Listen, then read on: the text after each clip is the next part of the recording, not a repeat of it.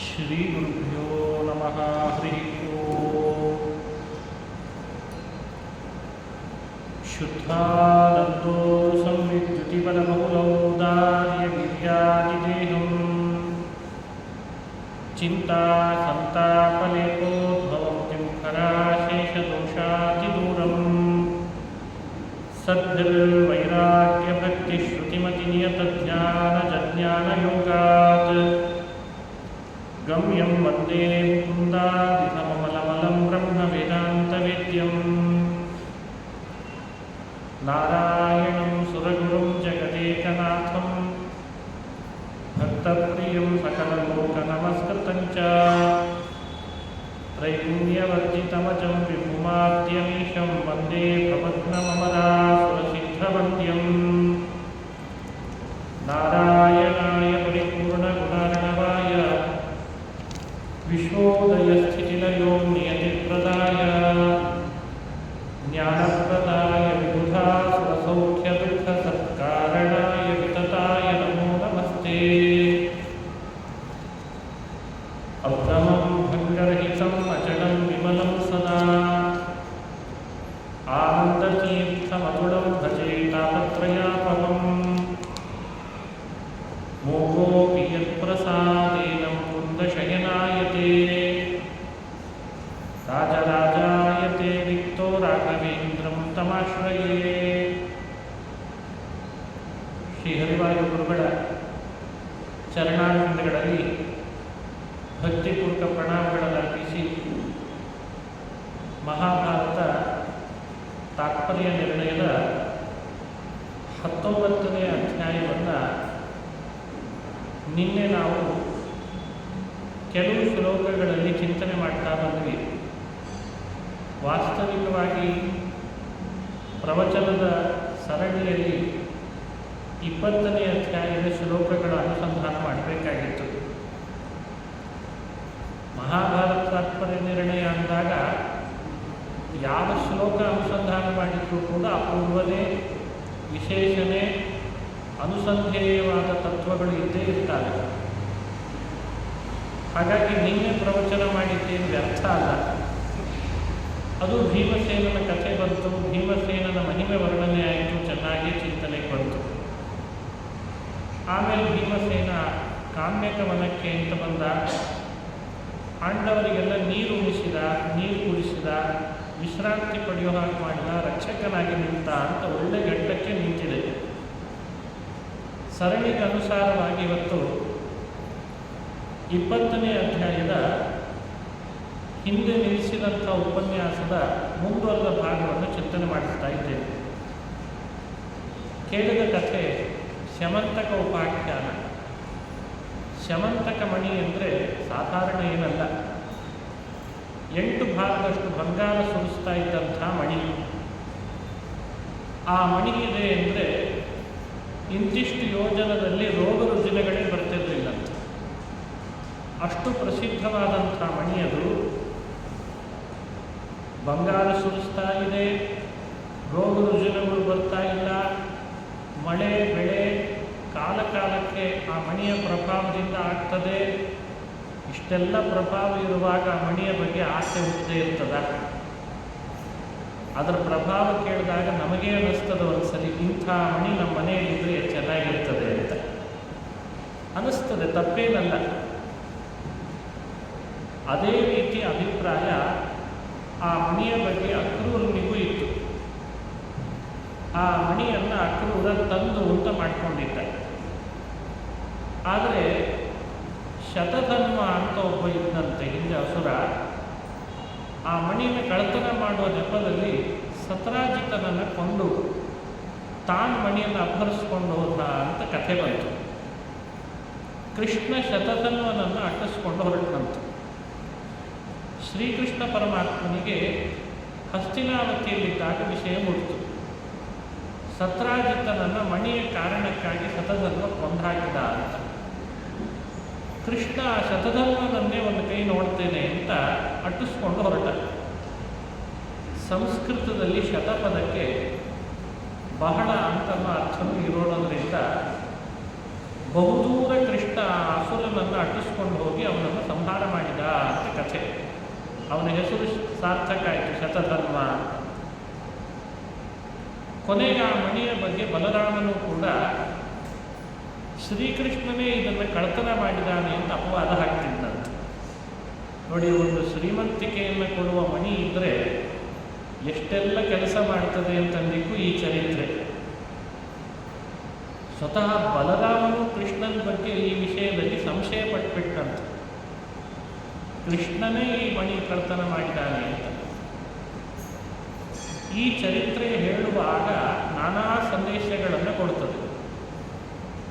ಬಲರಾಮನಿಗೆ ಕೃಷ್ಣನ ಬಗ್ಗೆ ಆ ಭಾವ ಬಂದದ್ದಿದೆ ಅಲ್ಲ, ಅದೇನು ತೋರಿಸ್ತದೆ ಅಂದರೆ ಬಲರಾಮನೂ ಭಗವಂತನಿಗೆಲ್ಲೋ ಒಂದು ಕಡೆಯಿಂದ ವಿರೋಧ ಮಾಡಿದ ಅಂತ ತೋರಿಸ್ತದೆ.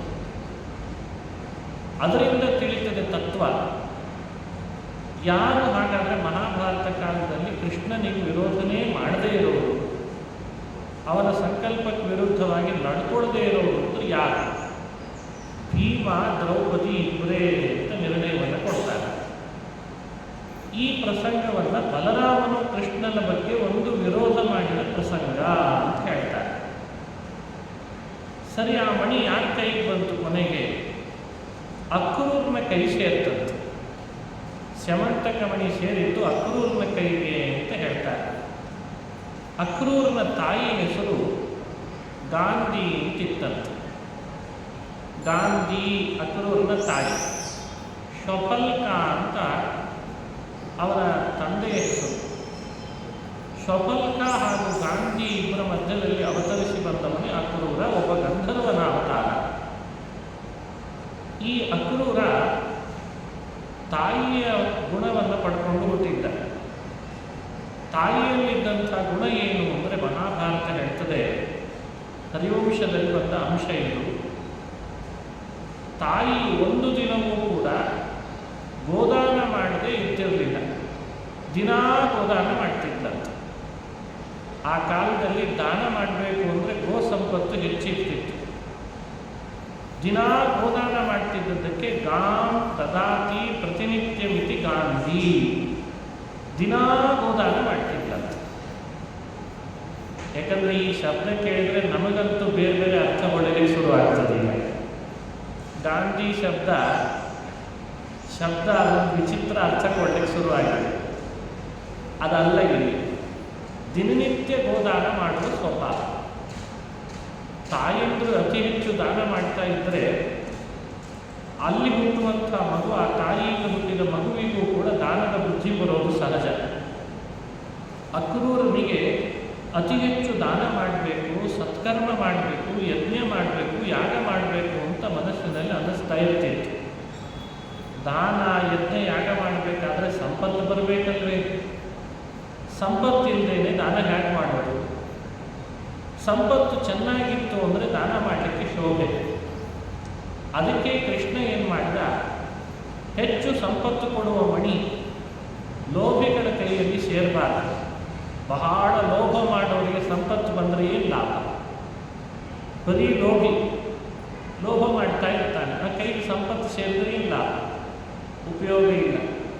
ಹೆಚ್ಚು ದಾನ ಮಾಡೋರ ಕೈಗೆ ಸೇರಬೇಕು ಅಂತ ಇಚ್ಛೆ ಪಟ್ಟು ಅಕ್ರೂರನಿಗೆ ಆ ಮಣಿ ಸೇರಿದ್ದನ್ನು ಕೃಷ್ಣ ಅನುಮೋದಿಸಿದ ಅಂತ ಪ್ರಸಂಗ ಬರುತ್ತೆ.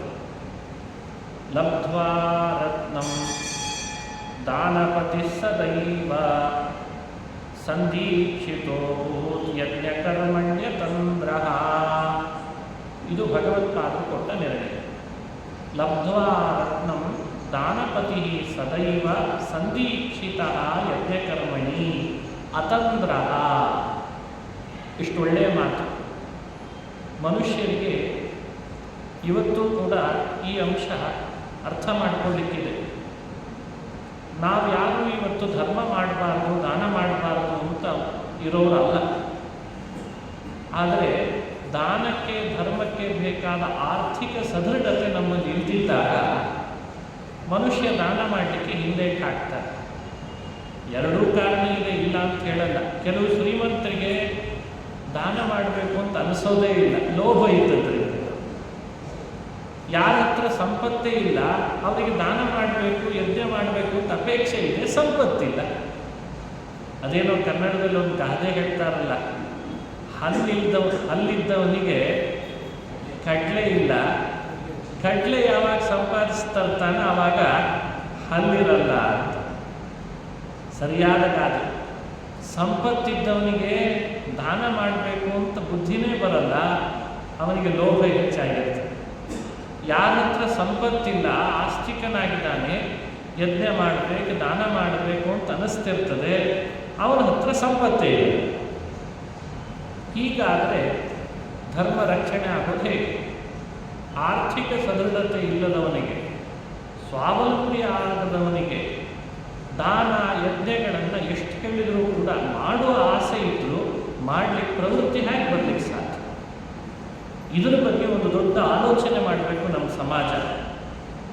ಈ ವಿಷಯದಲ್ಲಿ ಕೃಷ್ಣ ಅವತ್ತಿನ ದಿವಸ ಇಷ್ಟು ದಾನ ಮಾಡುವ ಅಭಿಲಾಷೆ ಇದೆ ಅಕ್ರೂರನಿಗೆ, ಇಷ್ಟು ಯಜ್ಞಯಾಗಗಳನ್ನು ಮಾಡುವ ಆಸಕ್ತಿ ಇದೆ, ಅವನೇನಾದರೂ ಆರ್ಥಿಕನಾಗಿ ದುರ್ಬಲನಾದರೆ ಅವನಿಂದ ಯಜ್ಞಯಾಗ ದಾನ ನಡೀಲಿಕ್ಕಿಲ್ಲ.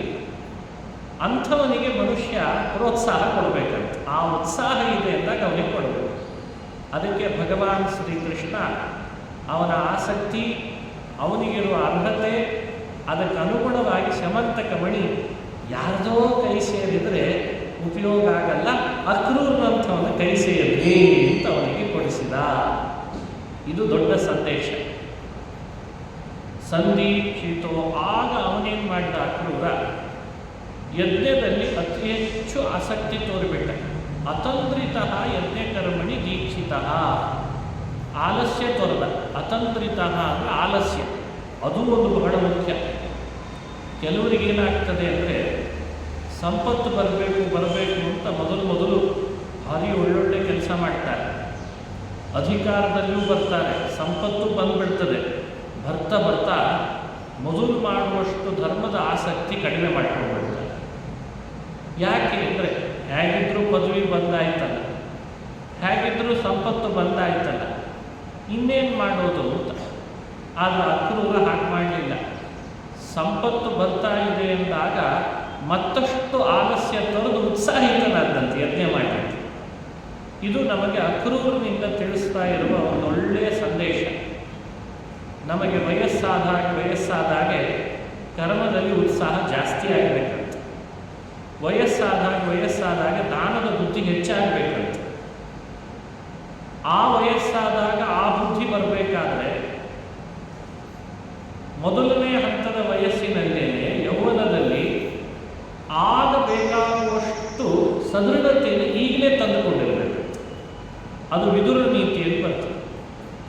6 ತಿಂಗಳು ಕುಳಿತು ನೀನೇನಾದರೂ ಊಟ ಮಾಡಬೇಕಾದ್ರೆ ಈ 3 ತಿಂಗಳು ದುಡಿ ಅಂತ ಹೇಳ್ತಾನೆ ಅವನ ಮಾತು ಭಾಳ ಚಂದ ವಿದುರಂತ.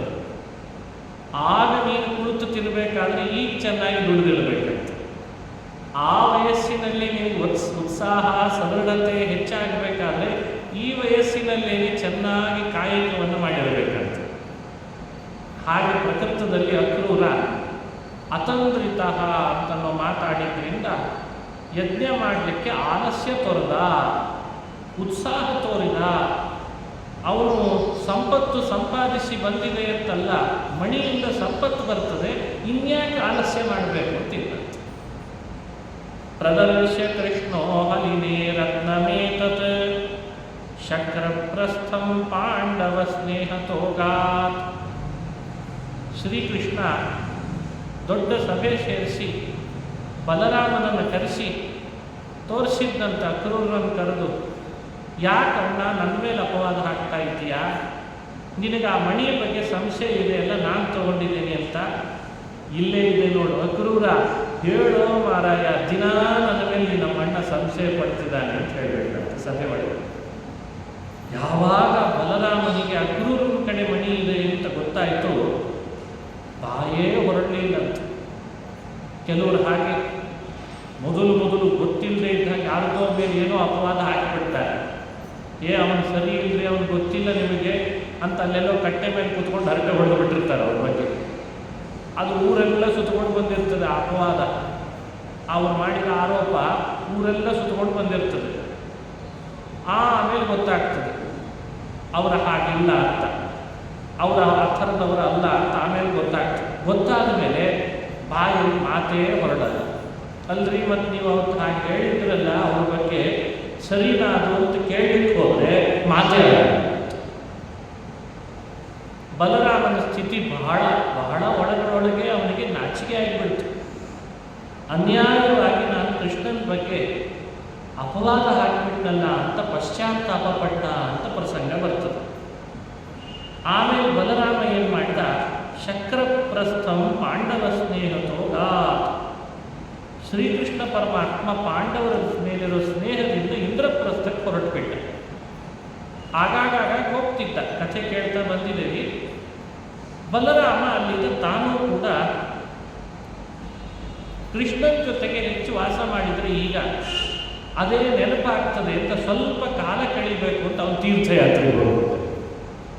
ಕೆಲವೊಮ್ಮೆ ಮನೆಯಲ್ಲಿ ಬಹಳ ದೊಡ್ಡ ಈ ಥರದ ಸಮಸ್ಯೆ ನಡೆದಾಗ ಸ್ವಲ್ಪ ದಿವಸ ತೀರ್ಥಯಾತ್ರೆ ಮಾಡ್ಕೊಂಡ್ಬಂದ್ರೆ ತಿಳಿಯಾಗ್ತದೆ ವಾತಾವರಣ. ಪ್ರಾಯ ಬಲರಾಮ ಅದಕ್ಕೂ ಸಂದೇಶ ಕೊಡೋ ಏನು ಅಂತ ಅನಿಸ್ತದೆ. ನೋಡಿಬೇಕಂದ್ರೆ ಪರೀಕ್ಷೆ ಮಾಡಿ, ಮನೆಯಲ್ಲಿ ಬಹಳ ದೊಡ್ಡ ಸಮಸ್ಯೆ, ಭಾರಿ ಕಲಹ, ಜಗಳ, ತಂಟೆ, ತಕರಾರು ನಡೆದಾಗ ಇದ್ದಕ್ಕಿದ್ದಾಗೆ ಯಾವುದಾದ್ರೂ ಒಂದು ಕ್ಷೇತ್ರ ದರ್ಶನ ಮಾಡಿ ಬಂದ್ಬಿಡ್ಬೇಕು ಅಂತ ಹೋಗಿ ಒಂದೆರಡು ದಿವಸ ಮತ್ತೆ ಫ್ರೆಶ್ ಆಗ್ತಾರೆ, ಆಮೇಲೆ ಸರಿ ಹೋಗ್ತಾರೆ, ಮತ್ತೆ ತಿಳಿಯಾಗಿರುತ್ತೆ. ಈತ 5 ವರ್ಷ ಹೋದ ಬಲರಾಮ ಅಂತ ಕಥೆ ಇದೆ. ಮುಂದುವರೆದ ಭಾಗ ಶ್ರೀಕೃಷ್ಣ ಪರಮಾತ್ಮನೊಟ್ಟಿಗೆ ಕಾಳಿಂದಿಯ ವಿವಾಹ ಆಯಿತು ಅಂತ ಬರ್ತದೆ. ಕಾಳಿಂದಿ ಅಂದರೆ ಯಾರು? ಕೃಷ್ಣ ಕಾಳಿಂದಿಯನ್ನು ಕಲ್ಯಾಣ ಮಾಡಿಕೊಂಡ ಘಟ್ಟ ಬಹಳ ಅಪೂರ್ವ. ಇಂದ್ರಪ್ರಸ್ಥಕ್ಕೆ ಅಂತ ಕೃಷ್ಣ ವಾಸ ಮಾಡಲಿಕ್ಕೆ ಹೋಗಿದ್ದಾನೆ. ಒಮ್ಮೆ ಅರ್ಜುನನ ಜೊತೆಗೆ ವಿಹಾರ ಮಾಡ್ಕೊಂಡು ಬರೋಣ ಅನ್ನಿಸ್ತು ಕೃಷ್ಣನಿಗೆ. ಆಯಿತು ಅಂತ ಅರ್ಜುನ ಕೃಷ್ಣರಿಬ್ಬರು ರಥ ಏರಿ ವಿಹಾರ ಮಾಡ್ತಾ ಮಾಡ್ತಾ ಒಂದು ಕಡೆಗೆ ಬಂದ್ರಂತ. ವಿಹಾರ ಆಗ್ತಿಲ್ಲ, ಇಲ್ಲಿ ಬೇಟೆ ಅಂತ ಇದೆ, ಬೇಟೆ ಆಡ್ತಾ ಬಂದ್ರಂತ. ಬೇಟೆ ಆಡ್ತಾ ಆಡ್ತಾ ಅರ್ಜುನ ಸ್ವಲ್ಪ ಬಳಲ್ದ, ನೀರಡಿಕೆ ಆಯ್ತವನಿಗೆ. ನೀರು ಬೇಕು ಅನ್ನಿಸ್ತು. ಯಮುನಾ ನದಿ ದಡ, ರಥ ನಿಲ್ಲಿಸಿ ಕೃಷ್ಣ ಹೇಳಿದಂತೆ ಅರ್ಜುನನಿಗೆ, ಕೃಷ್ಣ ಅಂತಾನೆ, ಅರ್ಜುನ ಇಲ್ಲೇ ಹತ್ತಿರದಲ್ಲಿ ಯಮುನಾ ನದಿ ಕಾಣ್ತಾ ಇದೆ, ನೀನೇ ಹೋಗಿ ನೀರು ಕುಡಿದು ಬಾ ಅಂತ ಕಳಿಸಿ. ಅರ್ಜುನ ನೀರು ಕುಡ್ಲಿಕ್ಕೆ ಅಂತ ಹೋಗಿದ್ದಾನೆ. ಅಲ್ಲಿ ತಪಸ್ಸು ಮಾಡ್ತಾ ಒಬ್ಬಳು ವಿವಾಹ ಮಾಡಿಕೊಂಡಿರಲಿಲ್ಲ, ಇನ್ನು ಅವಿವಾಹಿತಳಾದವಳು ತಪಸ್ಸು ಮಾಡ್ತಾ ಕುಳಿತಿದ್ದಾಳೆ. ಅವಳನ್ನು ಕಂಡ. ಅವಳು ಯಾರು? ಸೂರ್ಯದೇವರ ಮಗಳು. ಸೂರ್ಯನಿಗೆ 2 ಮಕ್ಕಳು ಹುಟ್ಟಿದ್ದಾರೆ, ಸಂಜ್ಞಾದೇವಿಯಲ್ಲಿ. ಒಬ್ಬ ಯಮ, ಇನ್ನೊಬ್ಬ ಯಮುನೆ. ಮೊದಲನೆಯವರು ಶ್ರಾದ್ದದೇವ ಅಂತ ಹರಿವಂಶ ಹೇಳ್ತಾರೆ. ಸೂರ್ಯನ ಮೊದಲನೆಯ ಮಗ ಶ್ರಾದ್ದದೇವ. 2ನೇ ಮಕ್ಕಳು ಅವಳಿ ಮಕ್ಕಳು, ಒಂದು ಗಂಡು ಒಂದು ಹೆಣ್ಣನ್ನು ಪಡೆದಿದ್ದ. ಸಂಜ್ಞಾಪುತ್ರರು 2. ಅದರಲ್ಲಿ ಒಬ್ಬಳು ಯಮ, ಮತ್ತೊಬ್ಬಳು ಯಮುನೆ.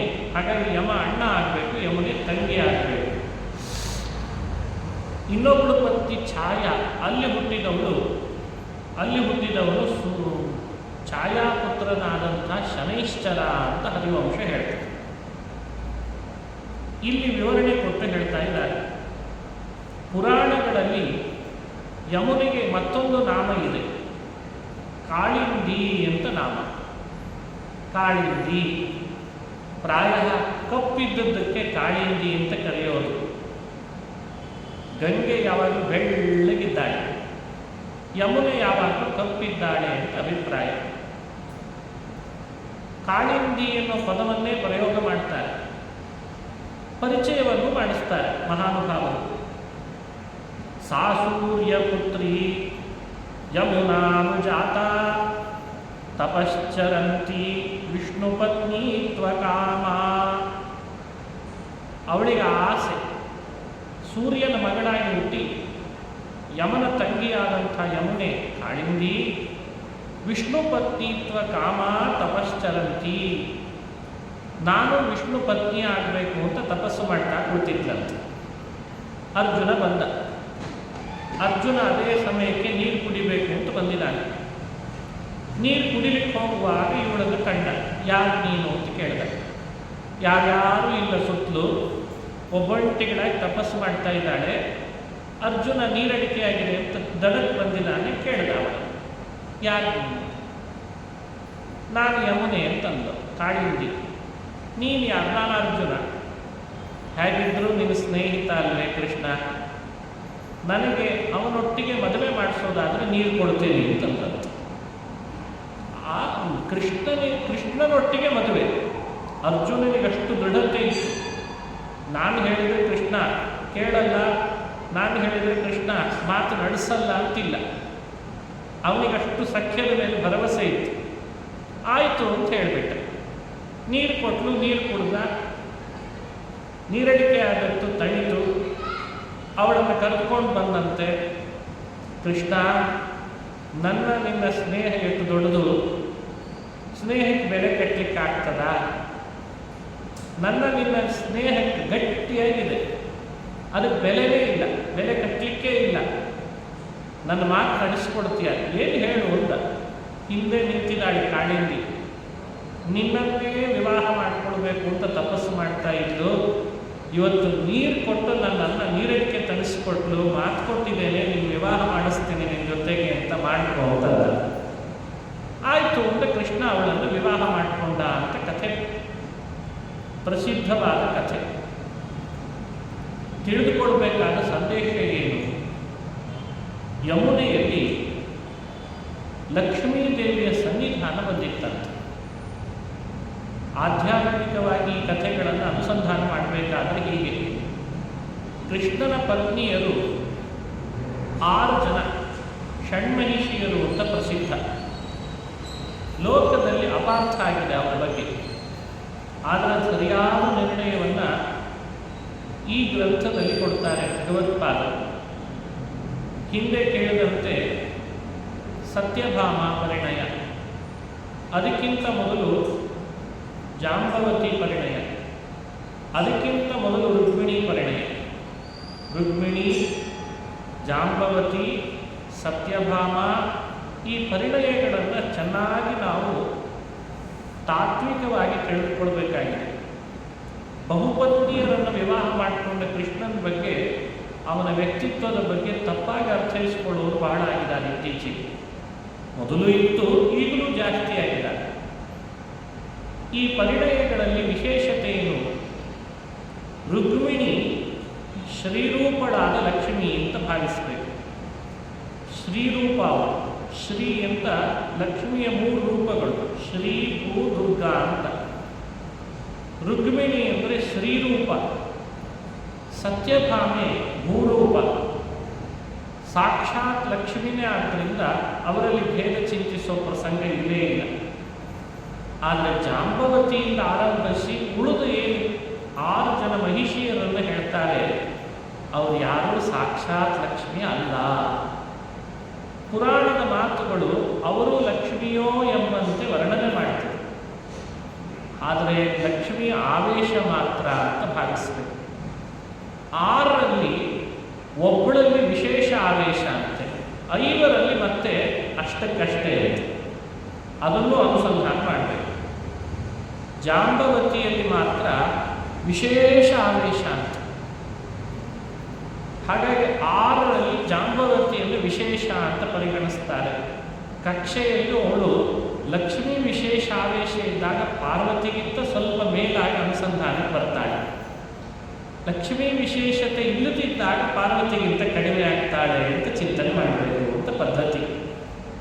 ಇದೊಂದು ಆಧ್ಯಾತ್ಮಿಕ ಅನುಸಂಧಾನಕ್ಕಿರುವ ಅಂಶ. ಪ್ರಕೃತಕ್ಕೆ ಸಂಬಂಧಪಟ್ಟಂತೆ ಕಾಳಿಂದಿ, ನೀಲ, ಭದ್ರ, ಆಮೇಲೆ ಲಕ್ಷಣ ಅಥವಾ ಲಕ್ಷ್ಮಣ ಅಂತ 2 ಹೆಸರು. ಲಕ್ಷಣ ಅಂತ ಇಟ್ಕೊಂಡ್ರು ಪರವಾಗಿಲ್ಲ. ಭದ್ರ, ಮಿತ್ರವಿದ್ದ ಅಂತ ಲಕ್ಷ್ಮಿಯ ವಿಶೇಷ ಸನ್ನಿಧಾನ ಜಾಂಬವತಿ, ಸನ್ನಿಧಾನಕ್ಕೆ ಪಾತ್ರರಾದವರು ಇನ್ನಿತರ 5 ಅಂತ ಅನುಸಂಧಾನ ಮಾಡಬೇಕು. ಅದರಲ್ಲಿ ಈಗ ಜಾಂಬವತಿಯ ಪರಿಣಯ ಆದಮೇಲೆ ಕಾಳಿಂದಿ ಪರಿಣಯವನ್ನು ಭಗವತ್ಪಾದರು ಅನುಸಂಧಾನ ಮಾಡಿಸಿ. ಇದು ನಮಗೆ ಕೊಡುವಂಥ ಸಂದೇಶ. ಎಂಥ ಅದ್ಭುತ ಸಂದೇಶ ಇಲ್ಲಿ ಅಂದರೆ, ಸೂರ್ಯನ ಮಗಳಾಗಿ ಹುಟ್ಟಿ ಯಮುನ ತಂಗಿಯಾಗಿ ಶ್ರೀಕೃಷ್ಣ ಪರಮಾತ್ಮನನ್ನ ಪತಿಯನ್ನಾಗಿ ವರಿಸಬೇಕು ಅಂತ ತಪಸ್ಸು ಮಾಡಿ ಅಂತೂ ಕೃಷ್ಣನ ಕೈ ಹಿಡಿದವರು ಯಮುನೆ. ಚಮತ್ಕಾರ ಮಾಡಿ ವಾದರಾಜರು ಒಂದು ಸಂದೇಶ ಕೊಡ್ತಾರೆ, ಅದಕ್ಕೆ ಹೇಳ್ತಾ ಇದ್ದೀನಿ ಈ ವಿಷಯದ ಬಗ್ಗೆ. ವಾದರಾಜರು ಯಮುನೆಯ ಬಳಿಗೆ ಬಂದ್ರಂತೆ. ಯಮುನೆಯ ಬಳಿಗೆ ಬಂದು ಯಮುನೆಯನ್ನು ಸ್ತೋತ್ರ ಮಾಡ್ತಾ, ಕೃಷ್ಣನ ಕೈ ಹಿಡಿದ್ಬಿಟ್ಟೆಲ್ಲ ನೀನು, ಏನು ಅದ್ಭುತ ನಿನ್ನ ಕಥೆ ಅಂತಂದ್ರಂತೆ. ಯಾಕೆ ಕೃಷ್ಣನ ಕೈ ಹಿಡಿದು ನೀನು ಅಂತ ನನಗೆ ಈಗ ಅರ್ಥ ಆಯಿತು, ನಿನ್ನ ಮಹಿಮೆ ಎಷ್ಟು ಅದ್ಭುತ ಅಂತ ಅಂದ್ರು ಅವರು. ಯಮ ನಿನ್ನ ಸಹೋದರನಾಗಬೇಕು, ಅವನು ಎಲ್ಲರಿಗೆ ಶಿಕ್ಷೆ ಕೊಡ್ತಾನೆ, ನರಕದ ಅಧಿಪತಿ.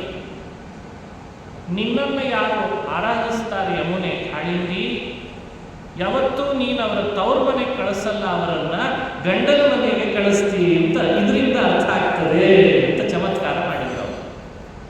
ಎರಡಿರ್ತದಲ್ವ, ಹೆಣ್ಣಿಗೆ ಯಾವಾಗಲೂ ಎರಡು ಮನೆ, ಒಂದು ಗಂಡನ ಮನೆ, ಇನ್ನೊಂದು ತವರ ಮನೆ, ತಂದೆಯ ಮನೆ. ಅಷ್ಟು ಚಮತ್ಕಾರ ಮಾಡಿ ಹೇಳ್ತಾರೆ ವಾದರಾಜ.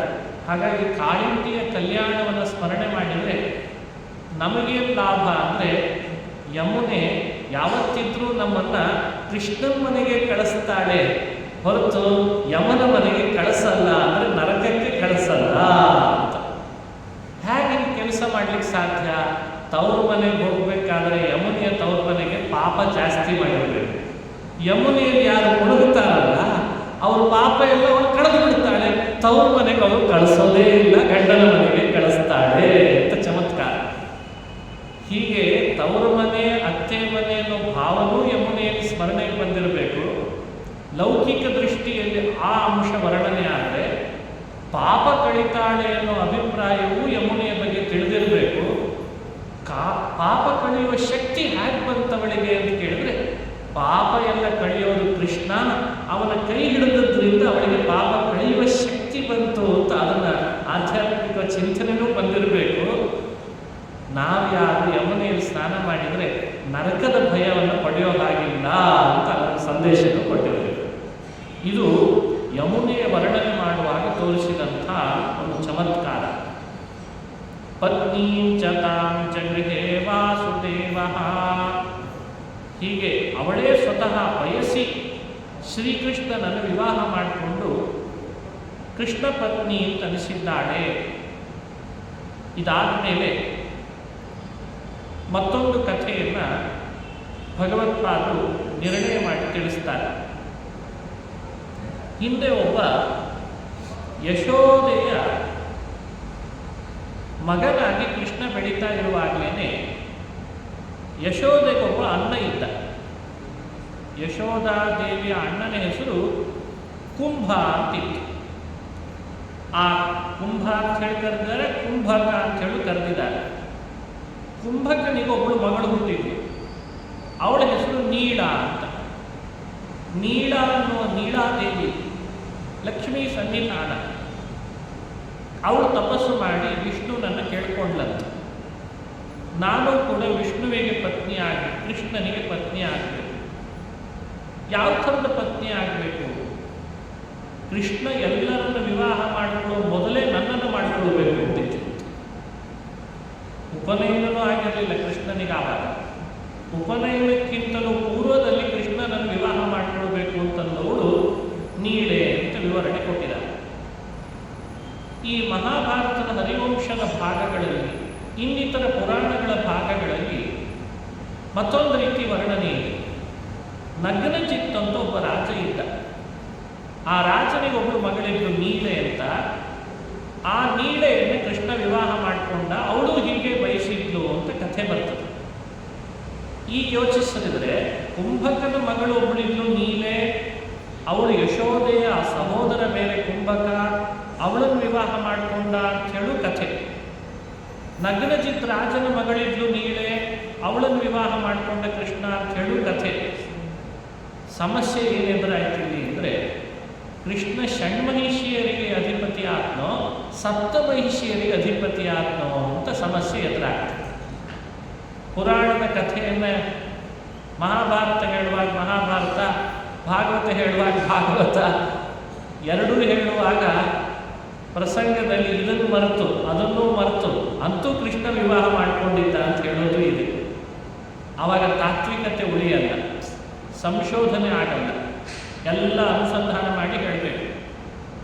ಅದಕ್ಕೆ ಭಾಗವತಕ್ಕೂ ವಿರೋಧ ಬರದಂತೆ, ಮಹಾಭಾರತಕ್ಕೆ ಬರದಂತೆ, ಹರಿವಂಶ ವಿರೋಧ ಬರದಂತೆ, ಪುರಾಣಗಳಲ್ಲಿರುವ ವಿಷಯಗಳಲ್ಲಿ ತಪ್ಪಾಗಿ ನಮಗೆ ತಿಳುವಳಿಕೆ ಆಗದಂತೆ ನಿರ್ಣಯ ಮಾಡಿ ಕೊಡ್ತಾರೆ.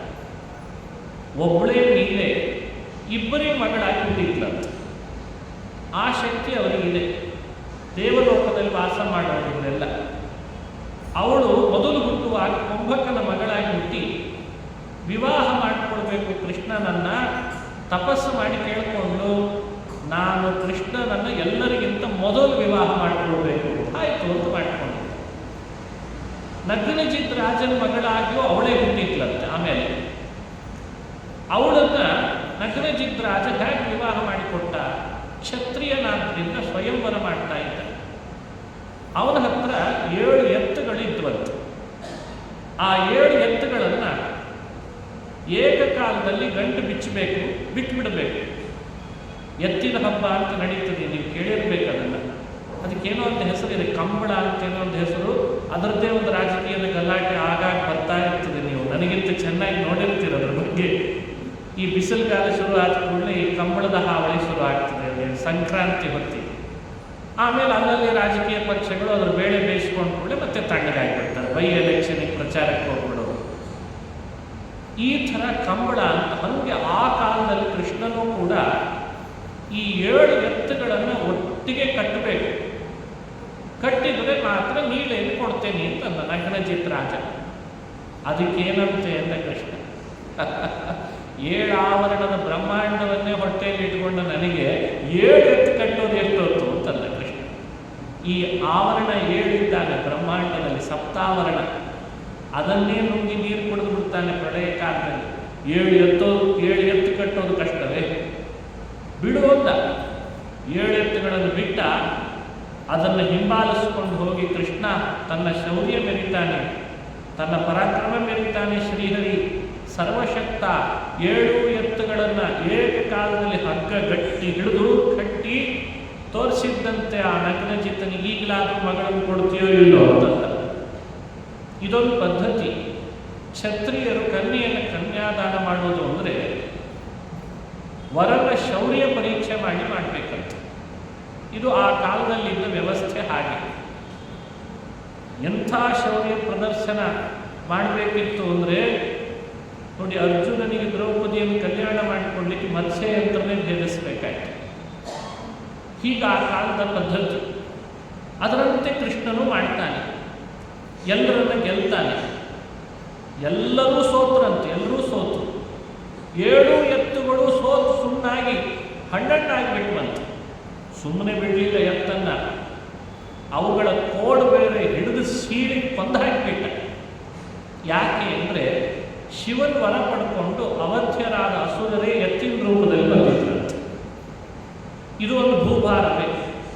ಹಾಗಾಗಿ ಭೂಭಾರ ಹರಣ ಮಾಡಿದ ಕೃಷ್ಣ ಅಂತ ಕಥೆ. ಸ್ವಯಂವರೇ ಸಪ್ತವೃಷಾನ ಗೃಹಾತ್ ತತೋ ಗತ್ವಾ ನಗ್ನಜಿತೋ ಬೃಹಂಚ ಸರ್ವೈರಗ್ರಾಹ್ಯಾನ್ ಅಸುರಾನ್ ವರೇಣ ಶಿವಸ್ಯೈರ್ನಿರ್ಜಿತಾ ಭೂಮಿಪಾಲಾಃ. ಶಿವಸ್ಯೈರ್ನಿರ್ಜಿತ, ಶಿವನ ವರಬಲದಿಂದ ಅವಧ್ಯರಾದಂಥ ಅಸುರು ಭೂಮಿಯಲ್ಲಿ ಎತ್ತಿನ ರೂಪದಲ್ಲಿ ಬಂದಿತ್ತು. ಕೃಷ್ಣ ಅವರನ್ನು ಕೊಂದು ಹಾಕಿದ, ಪರಾಭವಗೊಳಿಸಿದ ರಾಜರುಗಳನ್ನು. ಆಮೇಲೆ 7 ಎತ್ತುಗಳು ಕೊಂದು ಹಾಕಿದವನಿಗೆ ಕನ್ಯಾದಾನ ಮಾಡಬೇಕು ಅಂತ ನಿಯಮ ಇದ್ದದ್ರಿಂದ, ಪಣ ಹಾಗೆ ಇದ್ದದ್ರಿಂದ ನಗ್ನಜಿತ್ ರಾಜ ಕೃಷ್ಣ ಪರಮಾತ್ಮನಿಗೆ ನೀಳೆಯನ್ನು ಕೊಟ್ಟು ಮದುವೆ ಮಾಡಿಸಿಬಿಟ್ಟ. ಇಷ್ಟು ಮದುವೆ ಆದ ಮೇಲೆ ಮೊದಲೊಬ್ಬಳು ನೀಳೆ ಇದ್ಲಲ್ಲ, ಕುಂಭಕನ ಮಗಳು, ಅವಳು ಎಲ್ಲರ ಸಮಕ್ಷಮದೊಳಗೇನೆ ಅದೇ ಸಮಯಕ್ಕೆ ಮೊದಲನವಳೇ 2ನೇ ಅವಳಾಗಿ ಎಲ್ಲರಿಗೆ ಕಂಡಂತೆ. ಅದನ್ನು ಹೇಳಬೇಕಾಗಿದೆ ಈ ಕಥೆಯಲ್ಲಿ. ಎಷ್ಟು ವಿಶೇಷ ಈ ಚರಿತ್ರೆ ಅಂದರೆ, ಮೊದಲೊಬ್ಬಳಿದ್ದವಳು ಈಗ ಬಂದವಳು ಬೇರೆ ಬೇರೆ ಅಲ್ಲ. ತಥೋ ನೀಳಾಂ ತಸ್ಯ ಸುತಾಂಚಲೇಭೆ ಪೂರ್ವಂ ನೀಲಾ ಗೋಪಕನ್ಯಾಪಿ ಆಸೀತ್ ಸಾ ದೇಹೇ ಸ್ಯಾಃ ಪ್ರಾವಿಶತ್ ಪೂರ್ವಮೇಶ ಯಸ್ಮಾದೇಕ ದ್ವಿವಿಧ ಸಂಪ್ರಜಾತ. ಮೊದಲನವಳು ಎರಡನೇವಳು ಒಂದಾಗಿಬಿಟ್ರು. ಮೊದಲನೇವಳ ನೀಲೆ ಬೇರೆ ಅಲ್ಲ, ಎರಡನೇ ನೀಲೆ ಬೇರೆ ಅಲ್ಲ. ಆದರೆ ಹುಟ್ಟುವಾಗ ಮಾತ್ರ ಒಬ್ಬಳೇನೆ ಎರಡಾಗಿ ಹುಟ್ಟಿದ್ಲು. ಒಂದು ಗೋಪಕನ್ಯೆಯಾಗಿ ಹುಟ್ಟಿದ್ಲು, ಇನ್ನೊಬ್ಬಳು ನಗ್ನಚಿತ್ರಾಜನ ಮಗಳಾಗಿ ಹುಟ್ಟಿದ್ಲು ಅನ್ನೋ ರಹಸ್ಯವನ್ನು ಹೇಳ್ತಾರೆ. ಈ ವಿಷಯವನ್ನು ನಮಗೆ ಇಲ್ಲಿ ಕುಂಭಕನ ಮಗಳ ನೀಲೆ, ನಗ್ನಚಿತ್ ಮಗಳ ನೀಲೆ ಇಬ್ಬರು ಒಬ್ಬಳೇ. ಹಾಗಾಗಿ ಅಷ್ಟಮಹಿಷಿಯರೇ ಹೊರತು ನವಮಹಿಷಿಯರು ಅಂತಾಗಲಿ, ಷಣ್ಮಹಿಷಿಯರನ್ನು ತಿಳ್ಕೊಳ್ಬೇಕಾದ್ರೆ ಸಪ್ತಮಹಿಷಿಯರು ಅಂತಾಗಲಿ ಯಾರೂ ಕನ್ಫ್ಯೂಸ್ ಮಾಡ್ಕೊಳ್ಳೋದು ಬೇಡ ಅಂತ ನಿರ್ಣಯ ಕೊಟ್ಟರು. ಈ ವಿಷಯ ಕೆಲವು ಪ್ರದೇಶಗಳಲ್ಲಿ ಇವತ್ತಿಗೂ ಭಾರತದೊಳಗೆ ಗೊತ್ತೇ ಇಲ್ಲ. ಅವರು ಕೃಷ್ಣನ ಕಥೆ ಹೇಳುವಾಗ ಅಗ್ನಜಿತ್ತನ ಮಗಳು ನೀಲೆ ಬೇರೆ ಅಂತೇಳಿ ಹೇಳ್ತಾರೆ. ಕುಂಭಕನ ಮಗಳು, ಕುಂಭಕ ಅಂದ್ರೆ ಅವನೊಬ್ಬ ಗೋಪಾಲಕ, ಗೋಪಾಲಕ ಕುಂಭಕನ ಮಗಳು ಬೇರೆನೇ ನೀಲೆ ಅಂತ ವಿವರಣೆ ಕೊಟ್ಟಿದ್ದಾರೆ. ಎಷ್ಟು ನೋಡಿ ಭಗವತ್ಪಾದ ಸಂಶೋಧನೆ ಮಾಡಿ ಕೊಡ್ತಾರೆ ಅನ್ನಲಿಕ್ಕೆ ಇದೊಂದು ನಿಶ್ಚಯ, ಇದೊಂದು ತತ್ವ ನಮಗೆ ಉದಾಹರಣೆ. ಅವರೇನಾದರೂ ಸಂಶೋಧನೆ ಮಾಡದೇ ಹೋಗಿದ್ರೆ, ನಿರ್ಣಯ ಬರೀದೇ ಹೋಗಿದ್ರೆ ನಮಗೆ ಯಾರ್ಯಾರು ಅಂತ ಹೇಳಿ ಅರ್ಥ ಆಗ್ತಾ ಇದೆ. ಒಬ್ಬಳೇ ಎರಡು ರೂಪದವಳಾಗಿದ್ದಾಳೆ, ಇಬ್ಬರಿಗೆ ಹುಟ್ಟಿದಾಳೆ, ಆಮೇಲೆ ಒಂದಾಗ್ತಾಳೆ. ಇದೆಲ್ಲ ರಹಸ್ಯ, ಇದೆಲ್ಲ ಅಘಟಿತ ಶಕ್ತಿ, ಅಘಟಿತ ಘಟನಾ ಶಕ್ತಿ ಇದ್ದವರಿಗೆ ಮಾತ್ರ ಸಾಧ್ಯ. ಇನ್ನೊಬ್ಬಳ ಕಥೆಯನ್ನು ಹೇಳ್ತಾರೆ ಪುರಾಣ, ಅದನ್ನು ನಿರ್ಣಯಿಸಿಕೊಡ್ತಾರೆ ನಿರ್ಣಯದಲ್ಲಿ ಭಗವತ್ಪಾದ.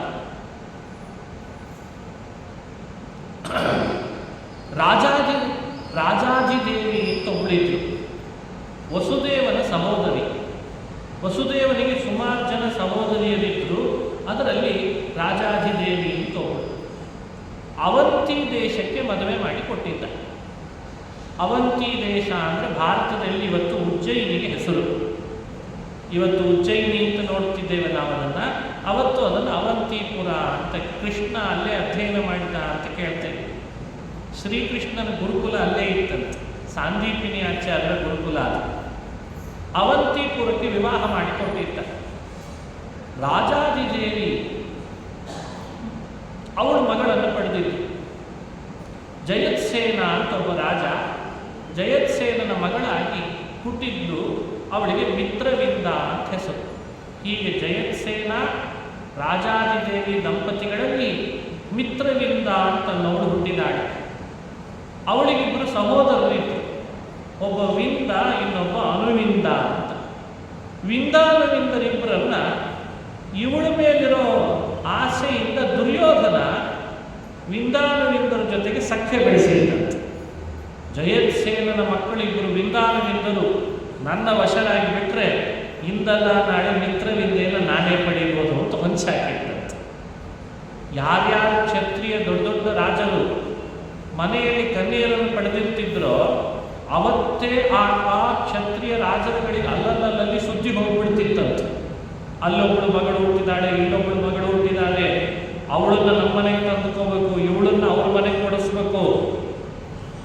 ಈಗಲೂ ಇದು ನಡೀತದೆ, ಸ್ವಲ್ಪ ಕಡಿಮೆ ಆಗಿದೆ ಅಷ್ಟೇ. ಈಗ ಮೊದಲು ಅದು ಜಾಸ್ತಿ ನಡೀತಾ ಇತ್ತು. ದುರ್ಯೋಧನ ವಿಂದಾನುವಿಂದರ ಜೊತೆಗೆ ಸಖ್ಯ ಬೆಳೆಸಿ ಏನಾದರೂ ಉಪಾಯ ಮಾಡಿ ಅವಳನ್ನು ನಮ್ಮ ಮನೆಗೆ ತಂದು ಕೊಡಬೇಕು ಅಂತ. ಸರಿ, ವಿಂದಾನುವಿಂದರು ದುರ್ಯೋಧನಿಗೆ ಮಾತು ಕೊಟ್ಬಿಟ್ರಂತೆ. ಎಲ್ಲೋ ರಹಸ್ಯದಲ್ಲಿ ಕರ್ಕೊಂಡು ಹೋಗಿದ್ದ. ಹರಿ ಅವರಿಗೆ ಬೇಕಾಗುವ ಹಾಗೆ ಆದರ ಮಾಡಿಸಿಬಿಟ್ಟ, ಪ್ರಶಸ್ತಿ ಕೊಡಿಸಿಬಿಟ್ಟ, ಸನ್ಮಾನ ಮಾಡಿಸಿದ. ವಿಂದಾನುವಿಂದರು ಬಿದ್ದರು. ಯೋಚಿಸ್ಬೇಕಾಗ್ತದೆ, ಅದಕ್ಕೆ ಎಲ್ಲ ಕಡೆಯಲ್ಲಿ ಪ್ರಶಸ್ತಿ ಓಡೋಡು ಹೋಗ್ಬಿಡ್ಬಾರ್ದು. ಬರೀ ತಲೆ ಬಗ್ಸಿ ಮಾಲೆ ಹಾಕಿಸ್ಕೊಂಡಂಗಲ್ಲ, ಮುಂದೆ ನಮ್ಮನ್ನು ಅವ್ರು ಹೇಗೆ ಉಪಯೋಗಿಸ್ಕೋತಾರೆ ಅನ್ನೋ ಎಚ್ಚರಿಕೆ ಬಾಳೆ ಇರಬೇಕಾಗ್ತದೆ. ವಿಂದಾನುವಿಂದರನ್ನು ಹಾಗೆ ಮಾಡಿಬಿಟ್ಟ. ಮಾಡಿ ಮಿತ್ರವಿಂದೆಯನ್ನು ನಿನಗೇ ಕೊಡ್ತೇವೆ ಅಂತ ಮಾತು ಬೇರೆ ತಗೊಂಡು ಬಂದ್ಬಿಟ್ಟು ದುರ್ಯೋಧನ. ಈ ವಿಷಯ ಕೃಷ್ಣನಿಗೆ ಗೊತ್ತಾಗದೇ ಇರ್ತದ ಸರ್ವಜ್ಞ. ಹೀಗೆ ವಿಂದಾನುವಿಂದರು ಮಾತು ಕೊಟ್ಟು ಬಂದಿದ್ದಾರೆ. ಆದರೂ ಜಯತ್ಸೇನ ರಾಜ ಮಗಳಿಗೆ ಸ್ವಯಂವರ ಮಾಡಬೇಕು ಕ್ಷತ್ರಿಯನಾಗಿ ಅಂತ ಸ್ವಯಂವರದ ಏರ್ಪಾಡು ಮಾಡಿದ. ರಾಜರಿಗೆ ಆಹ್ವಾನ ಕೊಟ್ಟ. ಶ್ರೀಕೃಷ್ಣನು ಬಂದ. ಆ ಚರಿತ್ರೆ ಹೇಳ್ತಾರೆ. ನನ್ನ ಸೋದರತ್ತೆ ಮಗಳು ನನಗಲ್ಲದೆ ಇನ್ಯಾರಿಗೆ ಅಂತ ಕೃಷ್ಣ ಸೋದರತ್ತೆ ಆಗ್ಬೇಕಲ್ವೇ. ನೋಡಿ ಆ ವಿಷಯ. ಪಿತೃಶ್ವಸುರ್ಮಿತ್ರವಿಂದ ಸುತಾಚ ಕೃಷ್ಣೇ ಮಾಲಾ ಅಸಜತ್ರಾಜ ಮಧ್ಯೆ ವಿಂದಾನುವಿಂದೌ ಭ್ರಾತರಾವೇವ ತಸ್ಯ ನಿಷೇಧತಾಂಥಾರ್ಥರಾಷ್ಟ್ರಾರ್ಥಮುಗ್ರೌ ಪಿತೃಶ್ವಸುರ್ಮಿತ್ರವಿಂದ ಸುತಾಚ. ತನ್ನ ಸೋದರತ್ತೆ ಆಗಬೇಕು. ಅಪ್ಪನ ಸಹೋದರಿಯಾದ್ದರಿಂದ ರಾಜಾಜಿದೇವಿ ಸೋದರತ್ತೆ ಆಗಬೇಕು. ಯಾರಿಗಾದರೂ ಹೆಣ್ಣು ಹುಟ್ಟಿದರೆ ರಾಜಾಜಿದೇವಿ ಅಂತ ಹೆಸರಿಡ್ರಿ, ಭಾಳ ಚೆನ್ನಾಗಿದೆ. ಶ್ರೀಕೃಷ್ಣನ ಸೋದರತ್ತೆ ಅವರು. ಅಥವಾ ಮಿತ್ರವಿಂದ ಅಂತಿಟ್ರು ಏನು ತಪ್ಪಲ್ಲ, ಒಳ್ಳೆ ಹೆಸರಿವೆಲ್ಲ, ಅದ್ಭುತವಾದ ಹೆಸರು. ವಿಂದಾನುವಿಂದರು ಮೊದಲೇ ಬಂದು ಒತ್ತಾಯ ಮಾಡಿದ್ದರಂತೆ, ಯಾವ ಕಾರಣಕ್ಕೂ ಕೃಷ್ಣನಿಗೆ ಹಾಕಬೇಡ, ನೋಡು ಕೃಷ್ಣನಿಗೆ ಹಾಕಿದಿ ಅಂದರೆ ನಿನ್ನೇನು ಮಾಡ್ತೀವಿ ಗೊತ್ತಿಲ್ಲ, ನಾವು ಮಾತು ಕೊಟ್ಟು ಬಂದಿದ್ದೇವೆ, ನೀನೇನಿದ್ರು ದುರ್ಯೋಧನಿಗೆ ಹಾಕಬೇಕು ಅಂತ ಒತ್ತಾಯ ಮಾಡಿದ್ರಂತೆ. ಶ್ರೀಕೃಷ್ಣ ಬಂದು ಕುಳಿತ ಮೇಲೆ ಇನ್ಯಾರ ಕೊರಳಿಗೆ ಹಾರ ಹೋಗ್ತದೆ ಹೇಳಿ. ಮೇಲಾಗಿ ಸಣ್ಣ ವಯಸ್ಸಿನವನಿದ್ದಾಗಿಂದಲೂ ರಾಜಾಜಿದೇವಿಯ ಮನೆಗೆ ಕೃಷ್ಣ ಆಗಾಗ ಬಂದು ಹೋಗ್ತಿದ್ದ, ಅತ್ತೆ ಮನೆ ಅಂತ ಹೋಗ್ತಿದ್ದ. ಹಾಗಾಗಿ ಅವಳು ಅವನನ್ನು ನೋಡಿದ್ದು, ಅವನು ಅವಳನ್ನು ನೋಡಿದ್ದ. ಆ ಕಾರಣದಿಂದ ರಾಜರ ಸಭೆ ಒಳಗೆ ಕೈಯಲ್ಲಿದ್ದ ಮಾಲೆಯನ್ನು ಮೆಲ್ಲನೆ ತಂದು ಮಿತ್ರವಿಂದಾದೇವಿ ಶ್ರೀಕೃಷ್ಣನ ಕೊರಳಿಗೆ ಹಾಕಿ ವರಸೇ ಬಿಟ್ಲಂತೆ ಕೃಷ್ಣನನ್ನು. ಸಿಟ್ಟು ಬಂತು ದುರ್ಯೋಧನಿಗೆ. ಹಲ್ಲು ಕಟ್ಟದ, ಯುದ್ಧ ಮಾಡಬೇಕು ಬರಬೇಕೀಗ ಅಂತ. ಯುದ್ಧ ಮಾಡಬೇಕು, ಸುಮ್ಮನೆ ಗೆದ್ದಾಗಲ್ಲ ಕ್ಷತ್ರಿಯ ರಾಜರ ಮಧ್ಯದಲ್ಲಿ. ನಿಮ್ಮಂಥವ್ರು ಯುದ್ಧ ಮಾಡಬೇಕು, ಕಣ್ಣೀಲಿ ಹಾಕಿ ತೊಗೊಂಡು ಹೋಗ್ತೀರಿ, ಶುರು ಮಾಡಿಬಿಟ್ಟು. ಯಾರು ಬೇಕಾದರೂ ಬರ್ರಿ ಯುದ್ಧ ಮಾಡ್ತೀನಿ ಅಂದ್ಬಿಟ್ಟ ಕೃಷ್ಣ. ದುರ್ಯೋಧನ, ವಿಂದ, ಅನುವಿಂದ ಎಲ್ಲರನ್ನು ಯುದ್ಧದಲ್ಲಿ ಸೋಲಿಸಿ ಜಿತ್ವಾವಂತ್ಯೋ ನೃಪತಿಶ್ಚೈವ ಸರ್ವ ಆದಾಯತಾಂ ಪ್ರಯಯೋ ವಾಸುದೇವ. ಅವಳನ್ನು ಕರೆದುಕೊಂಡು ಇವರನ್ನು ಸೋಲಿಸಿ, ವಿಂದಾನುವಿಂದರನ್ನು ಸೋಲಿಸಿ, ದುರ್ಯೋಧನಾದಿ ರಾಜರನ್ನು ಸೋಲಿಸಿ ಅವಳನ್ನು ಕರ್ಕೊಂಡು ಬಂದು ಸೋದರತ್ತೆಗೆ ನಮಸ್ಕಾರ ಮಾಡಿಸಿದ್ದಂತೆ. ನೀನು ಬಯಸಿದ್ದಿ ನಾನು ಮದುವೆ ಮಾಡ್ಕೋಬೇಕು ನಿನ್ನ ಮಗಳನ್ನ ಅಂತ ಅವಳ ಸಲುವಾಗಿ, ಸೋದರತ್ತೆಯ ಪ್ರೀತಿಗಾಗಿ. ಪಿತೃಶ್ವಸುಸ್ತನಯಾಂಚ ದ್ವಿತೀಯ ಭದ್ರಾಂ ದತ್ತಾಮಗ್ರಹೀ ಭ್ರಾತೃಭಿಃ ಸಹ. ಇನ್ನೊಬ್ಬಳಿದ್ಲು ಶ್ರುತಕೀರ್ತಿ ಅಂತ, ವಸುದೇವನ ತಂಗಿ. ಆ ಶ್ರುತಕೀರ್ತಿಯನ್ನು ದೃಷ್ಟಕೇತು ಅಂತ ಒಬ್ಬ ರಾಜ, ಕೇಕೆ ದೇಶದ ರಾಜ. ಕೇಕೆ ದೇಶದ ರಾಜನಿಗೆ ದೃಷ್ಟಕೇತು ಅನ್ನೋ ಹೆಸರಿತ್ತು ಅಂತ ಭಗವದ್ಗೀತೆ ಪ್ರಾರಂಭದಲ್ಲೂ ಬರ್ತದೆ. ದೃಷ್ಟಕೇತುಶ್ಚೇಕಿತಾನಃ ಕಾಶಿರಾಜಶ್ಚ ವೀರ್ಯವಾನ್ ಅಂತ ಗೀತೆ ಕೇಳುವಾಗ ಹೇಳ್ತಾರಲ್ಲ, ಅದೇ ದೃಷ್ಟಕೇತು. ಶ್ರುತಕೀರ್ತಿಯನ್ನು ವಸುದೇವ ಮದುವೆ ಮಾಡಿಕೊಟ್ಟಿದ್ದ ಅವನಿಗೆ. ಹಾಗಾಗಿ ಅವಳು ಸೋದರತ್ತೇನೆ ಆಗಬೇಕು. ಅವಳಲ್ಲಿ ಹುಟ್ಟಿದವಳೇ ಭದ್ರ ಅಂತ. ರಾಜಾಜಿದೇವಿಯಲ್ಲಿ ಹುಟ್ಟಿದವಳು ಮಿತ್ರವಿಂದೆ, ಶ್ರುತಕೀರ್ತಿಯಲ್ಲಿ ಹುಟ್ಟಿದವಳು ಭದ್ರ. ಅವಳು ಸೋದರತ್ತೆ ಮಗಳೇ ಆಗಬೇಕು. ಅಲ್ಲಿಯೂ ಪುನಃ ಹೀಗೆ ನಡೆದಿತ್ತಂತೆ. ಅವಳ ಸಹೋದರರು ಕೂಡ ಶ್ರೀಕೃಷ್ಣನಿಗೆ ವಿವಾಹ ಮಾಡಿಸಿಕೊಡೋದರಲ್ಲಿ ಸ್ವಲ್ಪ ಹಿಂದೆ ಹಾಕ್ತಿದ್ರು. ಆದರೆ ಕೃಷ್ಣ ಹೋದ ಮೇಲೆ ಅಲ್ಲೇನು ಯುದ್ಧ ಮಾಡಿದ ಪ್ರಸಂಗ ಇಲ್ಲ. ಭದ್ರಾದೇವಿಯನ್ನು ಕೃಷ್ಣ ಹೋದ ಮೇಲೆ ಏನೂ ಮಾಡಲಿಕ್ಕಿಲ್ಲ, ಇನ್ನು ಮಿತ್ರವಿಂದೇನೆ ಹೀಗೆ ಮಾಡಿದ್ದಾನೆ, ಸೋದರತ್ತೆಯ ಮಕ್ಕಳೆಲ್ಲ ಕೃಷ್ಣನಿಗೆ ಬೇಕಂತ ಅನಿಸ್ತದೆ, ನಾವ್ಯಾರೂ ತಡೆಯಲಿಕ್ಕಿಲ್ಲ ಅಂತ ಮದುವೆ ಮಾಡಿಕೊಡ್ಬಿಟ್ಟು. ಹೀಗೆ ಭದ್ರಾ ವಿವಾಹ, ಮಿತ್ರವಿಂದ ವಿವಾಹ. ಯೋಚಿಸಬೇಕಾದ ಸಂಗತಿಗಳಿವೆಲ್ಲ. ಯಾಕೆ ಹೇಳ್ತಾ ಇದ್ದೇನೆ ಅಂದರೆ, ಇವತ್ತು ಯಾರೋ ಎಲ್ಲೋ ಏನೋ ಕನ್ಯೆಯನ್ನು ಮದುವೆ ಮಾಡಿಕೊಂಡು ಹೋಗ್ತಾ ಇದ್ದಾರೆ. ಅದರಿಂದ ಆ ಸಮಾಜದಲ್ಲಿ ಆಗ್ತಾ ಇರುವ ಲಿಂಗಾನುಪಾತಗಳನ್ನು ಯಾರು ಭರಿಸೋರು? ಅನುಪಾತ ಅಂತ ಹೆಸರಿನಿಂದ ಒಂದು ವ್ಯವಸ್ಥೆ ಇದೆ, ಕೇಳಿರ್ತೀರಿ ನೀವೆಲ್ಲ. ಸಮಾಜದ ಪ್ರತಿ ಸ್ತರಗಳಲ್ಲಿ ಅನುಪಾತಗಳಾಗ್ತಾ ಇದ್ದಾವೆ. ಬಹಳ ಗಂಭೀರವಾದ ವಿಷಯ ಇದು. ಈ ಅನುಪಾತಗಳನ್ನು ಮುಂದೆ ಇನ್ನೂ ಜಾಸ್ತಿ ಎದುರಿಸಬೇಕಾಗ್ತದೆ, ಬಹಳ ಎದುರಿಸಬೇಕಾಗ್ತದೆ. ಯೋಚಿಸಿದ್ರೆ ಗಂಭೀರ ಇದೆ. ಬರೀ ಮನುಷ್ಯರಲ್ಲಷ್ಟೇ ಅನುಪಾತ ನಾನು ಕಾಣ್ತಾ ಇಲ್ಲ, ಆಕಳಲ್ಲಿ ಕಾಣಿಸ್ತಾ ಇದೆ, ಇನ್ನೇನು ಹೇಳೋಣ ಹೇಳಿ. ಎತ್ತುಗಳಲ್ಲಿ ಸರಿಯಾದ ಆಕಳ ಎತ್ತುಗಳಿಗೆ ಸಂಪರ್ಕಗಳಿಲ್ಲ. ಯಾವುದೋ ಎತ್ತು, ಯಾವುದೋ ಆಕಳ, ಯಾವುದೋ ದೇಶದ್ದು, ಇನ್ನೆಲ್ಲೋ ದೇಶ. ಇಲ್ಲೇ ಹೀಗಾದ್ರೆ ಮನುಷ್ಯರಲ್ಲಿ ಇನ್ನೇನು ಸ್ಥಿತಿ ಆಗ್ತಾ ಇದೆ? ಇದನ್ನು ಯೋಚಿಸಬೇಕಾಗಿದೆ ನಾವು. ಆದರೆ ಶ್ರೀಕೃಷ್ಣ ಪರಮಾತ್ಮ ತನ್ನ ಸೋದರತೆಯ ಮಕ್ಕಳು ಲಕ್ಷ್ಮೀ ಸನ್ನಿಧಾನಕ್ಕೆ ಪಾತ್ರ ಆದದ್ದು, ತಪಸ್ಸು ಮಾಡಿ ಕೃಷ್ಣನ ಪತ್ನಿಯರಾಗಬೇಕು ಅಂತ ಆಸೆಯೂ ಪಟ್ಟದ್ರಿಂದ ಮದುವೆ ಮಾಡಿಕೊಂಡ ಅನ್ನೋ ಕಥೆ ಪುರಾಣದ್ದು ನಿಜ, ಭಾರತದ್ದು ನಿಜ. ಒಳಗಡೆ ಇರುವ ರಹಸ್ಯಗಳು ಬಹಳ. ಅಯೋಗ್ಯರನ್ನು ವರಿಸಿ ಒಂದು ವೇಳೆ ಮಿತ್ರವಿಂದೆಗೆ ದುರ್ಯೋಧನನೋ ಭದ್ರ ಇಂಥವರನ್ನು ದುರ್ಯೋಧನ ವರಿಸಿದರೆ ಆಗುವ ಅನಾಹುತಗಳೇ. ಇದ್ರ ಬಗ್ಗೆಯೂ ಆಲೋಚನೆ ಮಾಡಿ. ಯೋಗ್ಯವರನಿಗೆ ಯೋಗ್ಯ ಕನ್ಯೆ ಸಿಕ್ಕರೆ ಸಮಾಜದಲ್ಲಿ ಶಾಂತಿ ಇದೆ, ಕುಟುಂಬದಲ್ಲಿ ಶಾಂತಿ ಇದೆ. ಅಯೋಗ್ಯರಿಗೆ ಅಯೋಗ್ಯರು ಸಿಗಬೇಕು, ಯೋಗ್ಯರು ಅಯೋಗ್ಯರಿಗೆ ಸಿಗುವ ಹಾಗಾದರೆ ಎಲ್ಲ ವ್ಯವಸ್ಥೆ ಆಗಕ್ಕೆ ಶುರುವಾಗುತ್ತೆ. ಇದರ ಬಗ್ಗೆ ಚರ್ಚೆ ಹೆಚ್ಚು ಮಾಡೋದಲ್ಲ, ಆದರೆ ಲೋಕದಲ್ಲಿ ನಡೀತಾ ಇರೋದನ್ನು ನೋಡಿದಾಗ ಸ್ವಲ್ಪ ಸಮಾಜ ಎಚ್ಚೆತ್ತುಕೊಳ್ಬೇಕು ಆ ಕಾಲದಲ್ಲಿ. ಇನ್ನು ಮುಂದೆ ಭದ್ರೆ ಅವಳ ಸಹೋದರರಾಗಿ ಯಾರು ಹುಟ್ಟಿದ್ರು ಆ ಕಾಲದಲ್ಲಿ? ಆಗ್ತಾನೆ ಹೇಳಿದಂತೆ ಶ್ರುತಕೀರ್ತಿ ಅಂತ ಸೋದರತ್ತೆ ಕೃಷ್ಣನಿಗೆ. ಕೇಕೆಯ ದೇಶದ ರಾಜ ದೃಷ್ಟಕೇತು 5 ಜನ ಮಕ್ಕಳಿಗೆ ಜನ್ಮ ಕೊಟ್ಟಿದ್ರಂತೆ ಆ ದಂಪತಿಗಳು. ಅವರ ಬಗ್ಗೆ ಒಂದು ವಿಶೇಷವಾದ ಮಾಹಿತಿಯನ್ನು ಕೊಡ್ತಾರೆ ಆಚಾರ್ಯರು. ವಿಶ್ವೇಶಾಂ ದೇವಾನಾಂ ಅವತಾರಾಹಿ ಪಂಚ ತೇ ಕೈಕೇಯ ಭ್ರಾತರೋಸ್ಯ ಹರೇಶ್ಚ. ಭದ್ರಾದೇವಿಗೆ 5 ಜನ ಸಹೋದರರಿದ್ರಂತೆ. ಆ 5 ಜನ ಸಹೋದರರು ಯಾರು? ಈ ಶ್ರಾದ್ದ ಮಾಡುವಾಗ ವಿಶ್ವೇ ದೇವತೆಗಳು ಅಂತ ಬರ್ತಾರೆ. ವಿಶ್ವೇ ದೇವತೆಗಳು ಅಂತ ಕೇಳಿರ್ತೀರಿ. ಶ್ರಾದ್ದ ಮಾಡುವಾಗ ಸ್ವಲ್ಪ ಗಮನಿಸಿದೆ, ಅಲ್ಲಿ ವಿಶ್ವೇ ದೇವತೆಗಳು ಅಂತ ಬರ್ತಾರೆ. ಆ ವಿಶ್ವೇ ದೇವತೆಗಳೇ ಪಿತೃಗಳು 5 ಈ ರಾಜನ ಮನೆಯಲ್ಲಿ ಮಕ್ಕಳಾಗಿ ಭದ್ರಾದೇವಿಗೆ ಸಹೋದರರಾಗಿದ್ದರಂತೆ. ಈ ಮಾಹಿತಿಯನ್ನು ವಿಶೇಷವಾಗಿ ಕೊಡ್ತಾರೆ. ಅವರು ನಿತ್ಯ ಭಕ್ತರಾಗಿದ್ದರು, ಕೃಷ್ಣನ ಭಕ್ತರಾಗಿದ್ದರು. ಪಿತೃಗಳು ಅವರು ಭೂಭಾರ ಹರಣ ಕಾರ್ಯದಲ್ಲಿ ಸೇವೆ ಸಲ್ಲಿಸಬೇಕು ಅಂತ ಭೂಮಿಯಲ್ಲಿ ಅವತಾರ ಮಾಡಿದ್ರು. ಭಕ್ತ ನಿತ್ಯಂ ಪಾಂಡವಾನಾಂಚ ತಾತೋ ಯೇಷಾಂ ವಶೇ ಶೈವ್ಯನಾಮರ್ಧುರ್ ಅಗ್ರೇ. ಈ 5ರಲ್ಲಿ ಪಾಂಡವರ ಭಕ್ತರೂ ಕೂಡ ಈ 5 ಆಗಿತ್ತು. ಹಾಗಾಗಿ ಪಾಂಡವರ ಕೈ ಕೆಳಗಿರ್ತಿದ್ರಂತೆ. ಏನೇ ಪಾಂಡವರು ಹೇಳಿದರೂ ಕೂಡ ಅದನ್ನು ಕೇಳ್ಕೊಂಡಿರ್ತಿದ್ವಿ 5 ಕೂಡ ಅಂತ ವಿವರಣೆ ಕೊಡ್ತಾರೆ. ಋಭು ಅಂತ ಒಬ್ಬ,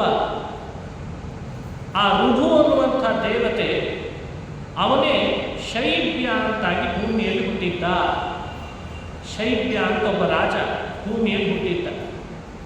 ಹರಿವಂಶ ಹೇಳ್ತದೆ, ಕೃಷ್ಣನ ಸೋದರತ್ತೆ ಶ್ರುತಕೀರ್ತಿಯನ್ನು ವಸುದೇವ ದೃಷ್ಟಕೇತುವಿಗೆ ವಿವಾಹ ಮಾಡಿಕೊಟ್ಟಿದ್ದ ಅಂತ.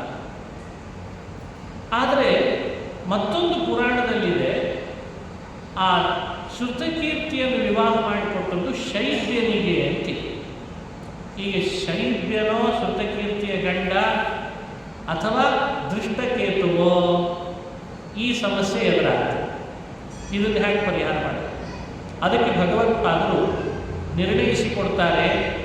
ದೃಷ್ಟಕೇತುವಿಗೆ ಆ ಕಾಲದಲ್ಲಿ ಮತ್ತೊಂದು ಹೆಸರಿತ್ತಂತೆ, ಶೈವ್ಯ ಅಂತಿತ್ತಂತೆ. ಅವನು ಋಭು ಅನ್ನುವಂಥ ದೇವತೆ ಅವತಾರ.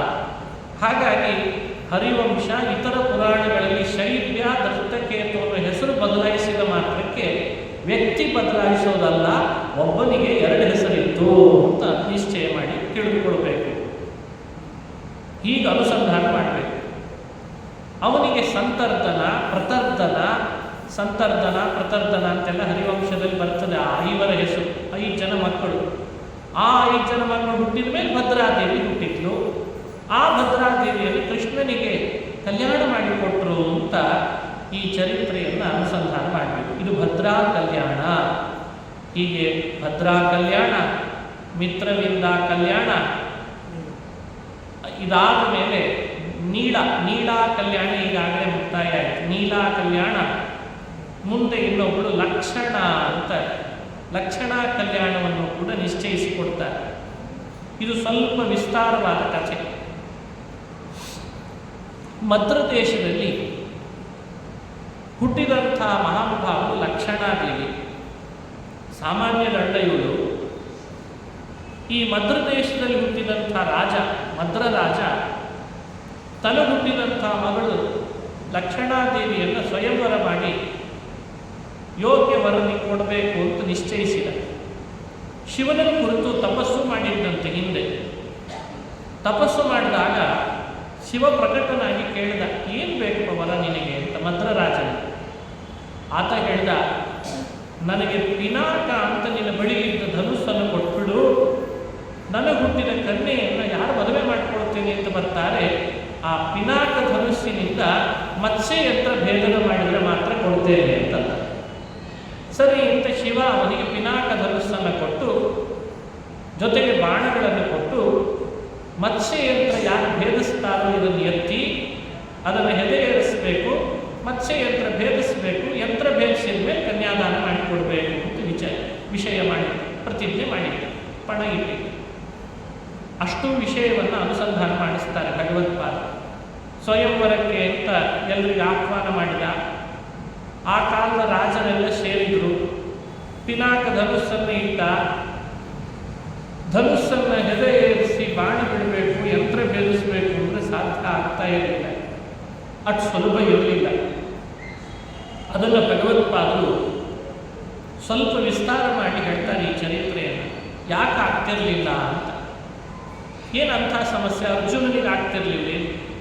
ದ್ರೌಪದಿ ಸ್ವಯಂವರದ ಕಥೆ ಕೇಳಿದ್ದೇವಲ್ಲ ನಾವೆಲ್ಲ. ಆದರೆ ಈ ಸ್ವಯಂವರದ ವೈಶಿಷ್ಟ್ಯವನ್ನು ತಿಳ್ಕೊಳ್ಬೇಕು. ಕೆಳಗಡೆಯಲ್ಲಿ ನೀರು, ಆ ನೀರು ನೋಡ್ತಾ ನೋಡ್ತಾ ಬಿಲ್ಲಿಗೆ ಬಾಣ ಹೂಡಿ ಮೇಲ್ಗಡೆ ತಲೆ ಆಡಿಸೋ ಹಾಗೆ ಯಂತ್ರ ಮೇಲೆ ಕಟ್ಟಿದ್ದಾರೆ. ಕಟ್ಟಿದ ಯಂತ್ರಕ್ಕೆ ಕೆಳಗಿನಿಂದಲೇ ಬಾಣ ಹೋಗಿ ಚುಚ್ಚೋದು ಅಂತಲ್ಲ. ಯಂತ್ರ ಕಟ್ಟಿದ್ರೂ ಕೂಡ ಬಿಟ್ಟಂಥ ಬಾಣ ಆ ಯಂತ್ರ ದಾಟಿ ಮೇಲೆ ಹೋಗಿ ತಿರುಗಬೇಕಂತ, ಮತ್ತೆ ಅದೇ ವಾಪಸ್ ಯಂತ್ರದ ಕೆಳಗಿನಿಂದ ಮತ್ಸ್ಯಕ್ಕೆ ಬಡಿಯೋ ಹಾಗಿಲ್ಲೇ ಇಲ್ಲ. ಆ ಯಂತ್ರ ಒಂದು ರೀತಿ ಹೇಗಿತ್ತು ಅಂದರೆ, ಅದು ಶೀಶದಿಂದ ನಿರ್ಮಾಣ ಮಾಡಿದ ಯಂತ್ರ. ಶೀಶ ಗಾಜಿನಿಂದ ನಿರ್ಮಾಣ ಮಾಡಿದ ಯಂತ್ರ, ಮತ್ಸ್ಯ ಯಂತ್ರ. ಆ ಯಂತ್ರಕ್ಕೆ ಮೇಲ್ಭಾಗದಲ್ಲಿ ಮಾತ್ರ ಅವಕಾಶ ಇದೆ, ಕೆಳಗಿನಿಂದ ಅದನ್ನು ಚುಚ್ಚೋ ಹಾಗಿಲ್ಲ. ಹಾಗಾದರೆ ಬಾಣ ಹೇಗೆ ಹೊಡಿಬೇಕು ಅಂತ ಈಗ ಗೊತ್ತಾಗ್ತದೆ ನೋಡಿ. ಯಂತ್ರ ಒಳಗಡೆ ಮತ್ಸ್ಯ ತಿರುಗುತ್ತಾ ಇದೆ, ಕೆಳಗಡೆ ನೀರಿನಲ್ಲಿ ಅದರ ಪ್ರತಿಬಿಂಬ ಮೂಡಿದೆ. ಯಾರೇ ಯೋಧರು ಬಿಲ್ಲಿಗೆ ಬಾಣ ಹೂಡಿದವರು ಕೆಳಗೆ ನೋಡ್ತಿರ್ಬೇಕು, ಯಂತ್ರದಲ್ಲಿ ಮತ್ಸ್ಯ ಎಲ್ಲಿ ತಿರುಗ್ತಾ ಇದೆ ಅಂತ ಗಮನಿಸಬೇಕು, ಬಾಣ ಬಿಡಬೇಕು. ಆಕಾಶದಲ್ಲಿ ಹೋದ ಬಾಣ ತಿರುಗಿ ಬಂದು ಮತ್ಸ್ಯಕ್ಕೆ ಬಡಿಬೇಕು. ಹೀಗೆಲ್ಲ ಇಟ್ಟರೆ ಹೇಗೆ ಅವಳನ್ನು ವಿವಾಹ ಮಾಡಿಕೊಳ್ಬೇಕು, ಹೇಗೆ ಮತ್ಸ್ಯ ಯಂತ್ರ ಭೇದನ ಆಗಬೇಕು. ಕೆಲವು ರಾಜರೆಲ್ಲ ಏನೋ ಪ್ರಯತ್ನ ಪಡ್ಲಿಕ್ಕೆ ಹೋದರು, ಎತ್ತಲಿಕ್ಕೆ ಆಗಲಿಲ್ಲ, ಹಗ್ಗ ಕಟ್ಟಲಿಕ್ಕೂ ಆಗಲಿಲ್ಲ. ಅವರಿಗೆ ಇಲ್ಲಿ ನೋಡಬೇಕು, ಅಲ್ಲಿ ನೋಡಬೇಕು ತಿಳಿಲೇ ಇಲ್ಲ. ಎಲ್ಲದರಲ್ಲಿ ಬಾಣ ಬಿಡೋ ಹಾಗಾಯಿತು. ಬ್ಯಾಡ ಬಿಡು, ನಮ್ಮ ಕೈಯಲ್ಲಿ ಆಗಲ್ಲ ಅಂತ ಬಿಟ್ಬಿಟ್ಟೇ ಹೋದವರು ಜಾಸ್ತಿ. ಕೃಷ್ಣ ಒಬ್ಬನೇ ಸಮರ್ಥನಾದ ಅಂತ ಬಿಲ್ಲಿಗೆ ಬಾಣ ಹೂಡ್ತಾನೆ. ಹೂಡಿದ ಬಾಣವನ್ನು ಯಂತ್ರದ ಮೇಲ್ಭಾಗದಲ್ಲಿ ಹೋಗೋ ಹಾಗೆ ಮಾಡ್ತಾನೆ. ಮತ್ತೆ ಅದೇ ಬಾಣ ಮೇಲಿನಿಂದ ತಿರುಗಿತು ವಾಪಸ್ಸು ಯಂತ್ರದ ಒಳಗೆ ಎಲ್ಲಿದೆ ಮತ್ಸ್ಯ ಅದಕ್ಕೆ ಹೋಗಿ ಬಡಿತಾರೆ. ಎಲ್ಲರೂ ಶ್ಲಾಘನೆ ಮಾಡಿದರು ಕೃಷ್ಣನನ್ನು. ಇದು ಚಾಣಾಕ್ಷತೆ ಅಂತ. ಅರ್ಜುನ ದಿಗ್ಗರಗಾಗಿಬಿಟ್ಟ, ನನಗೂ ಆಗ್ತಿರ್ಲಿಲ್ಲ ಬಿಡು ಕೃಷ್ಣ ಅಂತಂದ. ನೋಡಿ ಎಂಥ ಅದ್ಭುತ. ದ್ರೌಪದಿ ಸ್ವಯಂವರದಲ್ಲಿರೋ ಮತ್ಸ್ಯ ಯಂತ್ರಕ್ಕೂ ಲಕ್ಷಣಾ ಸ್ವಯಂವರದಲ್ಲಿರೋ ಮತ್ಸ್ಯ ಯಂತ್ರಕ್ಕೂ ಯೋಚಿಸಿದರೆ ಲಕ್ಷಣಾ ಸ್ವಯಂವರದ ಮತ್ಸ್ಯ ಯಂತ್ರವೇ ಬಹಳ ಕಷ್ಟ ಆಗುತ್ತೆ. ಹೀಗೆಲ್ಲ ಕಥೆಗಳು ನಡೆದಿದ್ದಾವೆ ಹಿಂದೆ ಅಂತ ವರ್ಣನೆ ಮಾಡ್ತಾರೆ.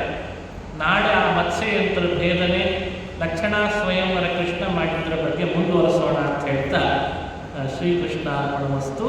ಹರಯೇ ನಮಃ.